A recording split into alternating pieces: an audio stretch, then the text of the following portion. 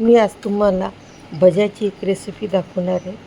हे भजे बऱ्याच वेळा काय होतं, सणावाराला आपण भजे करतो, त्यावेळेस सकाळी थोडेसे उरतात, थंडे कोणाला खावेसे वाटत नाही, त्यासाठी आपण त्याची एक भाजी करणार आहोत। तर त्यासाठी एक कांदा घेतलेला आहे, थोडासा सांबार घेतलेला आहे चिरून, आणि आता हे सगळं ते भजी आपण मिक्सरच्या भांड्यामध्ये टाकणार आहोत।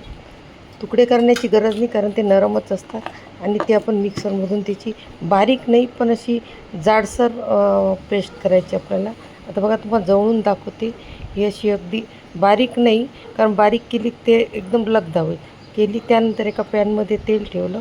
आता तेल छान तापू द्यायचे। अगदी कमी साहित्यात बनणारी आणि टेस्टी रेसिपी आणि लवकर होणारी आहे।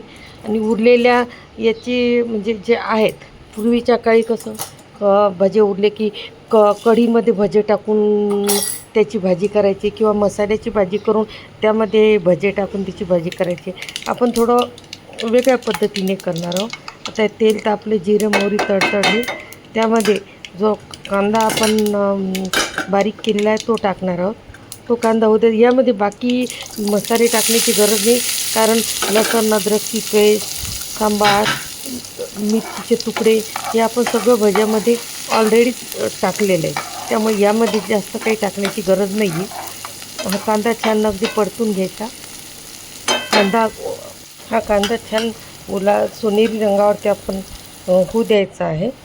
एका ताईने मला ताकातल्या बेसनाची, शीतलताई त्यांचं नाव आहे, त्यांनी मला ताकातल्या बेसनाचं प्रमाण विचारलं होतं। तर पुढची जो व्हिडिओ राहील तो त्यांच्यासाठी राहील। असेच तुम्हाला कमेंट बॉक्स करत राहा, माझा उत्साह वाढतो। तर तुम्हाला आणखी काही म्हणजे त्याच्यात काही प्रॉब्लेम वाटला व्हिडिओ, तर तुम्ही अवश्य कमेंट करा, म्हणजे तुमच्यासाठी परत व्हिडिओ बनवण्यात खूप आनंद वाटतो असाच। तर शीतलताई धन्यवाद, तुम्ही मला कमेंट बॉक्समध्ये इतक्याने विचारल्याबद्दल। पुढचा व्हिडिओ हा तुमच्यासाठी असेल। आता कांदा छान परतून झाले, यामध्ये हळद तिखट घातली आपण, बाकी तर काही घालण्याची गरज नाही, कारण आपण भज्यामध्येच लसूण अद्रकची पेस्ट, मिरची सगळं काही घातलेलं असल्यामुळे यामध्ये काही घालण्याची गरज नाही आहे। फक्त आपण थोडीशी हळद आणि तिखटही अगदी कमी, कारण भज्यामध्ये तिखट असल्यामुळे। आणि याला फक्त आपण 2 मिनटंच असे परतून घेणार आहोत, कारण याला जास्त वेळ जर आपण मिक्स केलं तर कडसरपणा येण्याची शक्यता असते, म्हणून एक जास्त वेळ याला होऊ नाही द्यायचं। फक्त अगदी मिक्स करायचं आणि 2 मिनटं एक वाफ येऊ द्यायची। वरून कापलेली कोथिंबीर घालायची आणि लिंबू पिळायचं। तर तुम्ही हे लिंबू पिळून तसेसुद्धा खाऊ शकता, उपम्यासारखे म्हणा तर, किंवा भुर्जीसारखे पोळीसोबत, दोन्ही पद्धतीने छान लागते।